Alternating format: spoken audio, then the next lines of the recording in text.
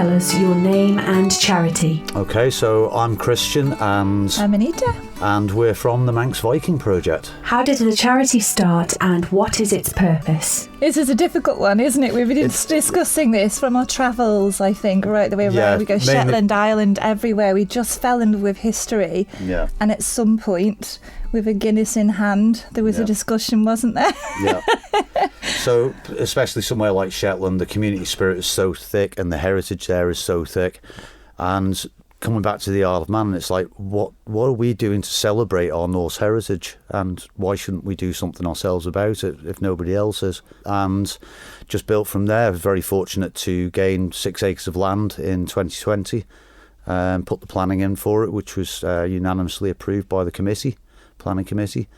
And we're now in the early stages of building the first Viking settlement on the island in 1,000 years.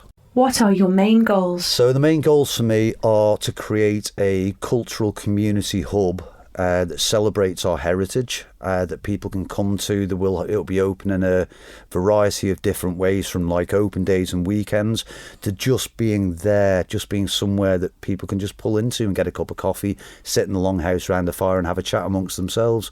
Or there may be a school trip in there, or there may be a craft fair going on or something like that. So it's a multi-use site, just being there available, even if it's just a couple of people walking on site with a storyteller leading them around the site, going to the stave church and speaking about Norse mythology, and going out to the farmstead in the back field. It can be used in so many ways. We're going to have a permaculture centre there as well, which will hopefully be providing all of the food ingredients that are required for the Viking kitchen on site, so that we can teach people about how to, rather than have their astroturf garden and everything prim and proper, they can actually have a garden that works for them and works for nature as well at the same time in the environment. And for me, it's children. It's all about the children and getting them involved. Any sort of able child, any child at all, any family at any point, I just hope that they'll be able to go and experience some of this, and we can get them building and making and enjoying and sitting around a fire, enjoying outdoors. That's kind of the dream for me. I want it just to be full of kids all the time. Tell us about your team. Oh goodness, it's so small at the moment. Yeah, we've got somebody who's really kind of helping us with the fundraising side, who's only just kind of joined, Julie Quayle. She's been an absolute godsend, hasn't she? Yeah, she has indeed. With just making, we've got a new kind of pamphlet with everything in it, so we can get some advertising done and we can get some charity money in. But she's absolutely beautiful. I'll hand over to you about Critch and the rest of the guys. Sort of founders of the project, and myself and Anita, we're best mates, travelled a lot together and seen a lot of these things that inspired us to come up with this idea. When we were looking at forming as a charity, or late 2023, we needed a committee, so we invited Martin Critchley, who's a good friend of ours and is very creative, has a brilliant drive to him and everything else, and he's a great person to round off sharp edges on people. Martin really can get a team of people in when you need them, can't he? Martin just knows the world. And then also Claire and David Manser, who are good friends of ours, and got a beautiful meadow down at Thorlty Will, which we spent many nights around the fire with them. David's background is in the finance sector and accountancy, and Claire is an ex-headmaster of St Thomas's Primary School. So we brought them on as sort of like the financial director and the secretary of the charity, and they keep us on the straight and narrow while we're all looking at the stars and dreaming about, what could possibly happen. David and Claire are very good to remind us of what's achievable. They're our moral compass. Moral compass. They're as well, very, very good in that standing, aren't they? When we have some really quite crazy ideas of what's going to happen over the next few years. And when I try to cut corners, I can see it in David's face. It's like, oh no, I've crossed the line here. They're very, very thankful for them. They've been absolutely amazing, taking so much weight off, haven't they? They have indeed. With their help and understanding. Which other organisations do you work with? We have put feelers out there quite a lot. Not getting much back at the moment. There's not really much on site. But when we talk about the charity side of it as well, not really getting much feedback. That's the kind of brick wall we keep hitting. That's why we think there should be another layer coming in now. We need some extra help to kind of move forward that way. It's been winter. We're kind of stuck, aren't we, with moving things. Yeah, I mean, the project is one of passion. It's a very personal project to us. It's been a long time working physically on the site on my own with the help of some friends. We've had some good wins. We've worked with Mezeron. They've donated a container which has allowed us to consolidate all of the stuff on the site into one place. We've had good experience with Paul Carey and Sons helping us with some aggregate and things like that for the site. But because there's nothing actually there at the moment, because we're at a groundwork stage trying to get the land ready to build on, it's very difficult to sell the dream to organisations to get them involved. We've had positive feedback from Manx Wildlife Trust, spoken to their guys. So hopefully in the future, once they see things start to happen, more people will want to get involved, both financially and helping volunteering. How is the charity funded? Unfortunately, because I own the land, that disqualifies us from public funding from Manx Lottery Trust, because they feel that even though I've leased the land on a rolling 10-year lease to the entire land to the project, that I could still benefit from any funding. So we're having to rely solely on private funding. We intend to do everything free of charge, that we're not going to have any staff there, nobody's going to be working there, no one's going to be making any money. We can't get any funding from the government either, can we? Because that's the direction they're heading in at the moment. That's when I said before that we're struggling a little bit.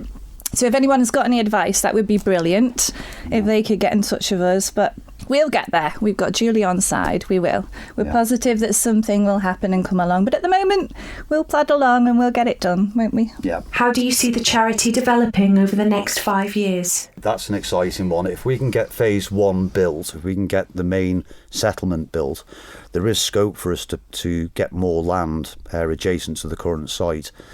The long-term dream for me personally is to expand into those 3 acres, build a Viking boat lake and a Viking boat yard, and then start building the first Viking boats on the Isle of Man in 1,000 years.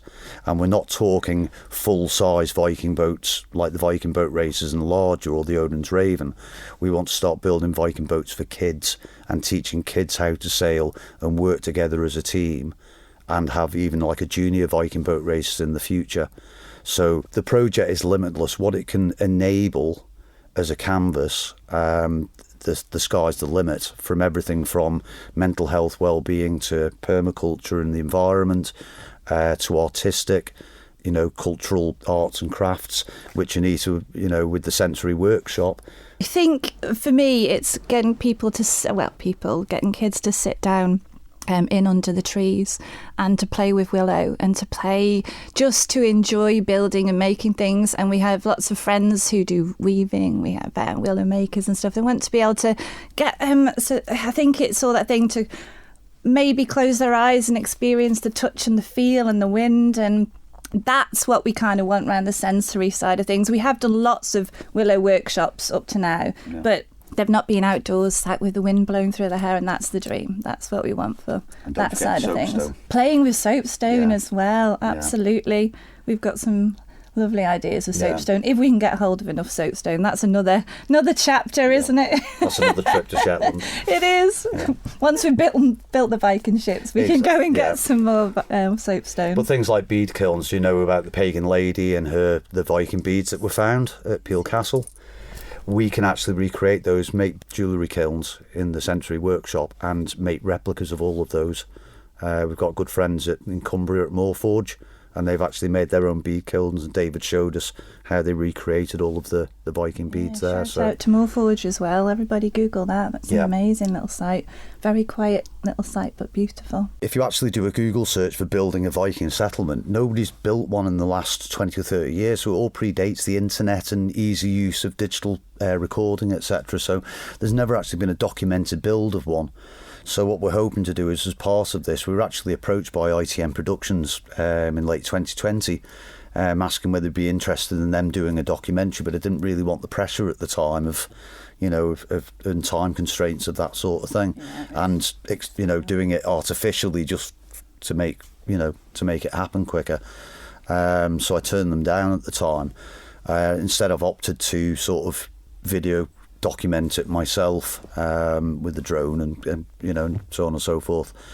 So there's quite a lot of footage, both on Facebook on our Manx Viking Project Facebook page. We're also on YouTube, Manx Viking Project again. So there's quite a few videos on there showing how the site's evolved since 2020.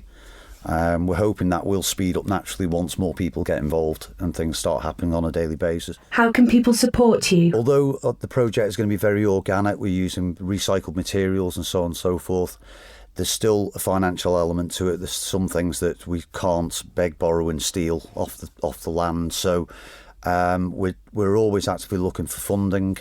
This will speed up the project massively. You can get in touch with us via donations at manxvikingproject.com. If you go to our website, manxvikingproject.com, there is a how you can help donations page there. You can do a direct donation. We have got a Just Giving page as well, which is justgiving.com/Manx Viking Project as well. So you can direct donate there. There are flyers that we can hand out. You can request a digital copy of that to put up in your workplace if people wishing to help us that way. And again, if you're wishing to volunteer, there's an email address at volunteer@manxvikingproject.com. It's also a contact page on the website where you can get in touch if you've got any skills that you feel might be useful towards the building of the site. We'd love to hear from you. We're also looking for people who might be doing a college course in filmmaking, etc., who might want to get involved in the video documentary side of the project. Coming and filming, maybe doing some video editing, taking all of that. Because up to now, I've been doing it all single-handedly, and it's burning the candle at both ends, and I do need a little bit of help on that side of things as well. So a large part of this project, and this is the exciting part of it now, is that we're now getting liability insurance, so we can allow volunteers on site to help. So the plan is to get squads. So the likes of Manx Radio, you might wish to put a volunteer squad together, and you will then have a lead volunteer who will liaise with the project, will give you tasks, and you can come up to the site and spend the day up there doing a task towards it. You log your time in, and your names go on the list of people who have helped build the site.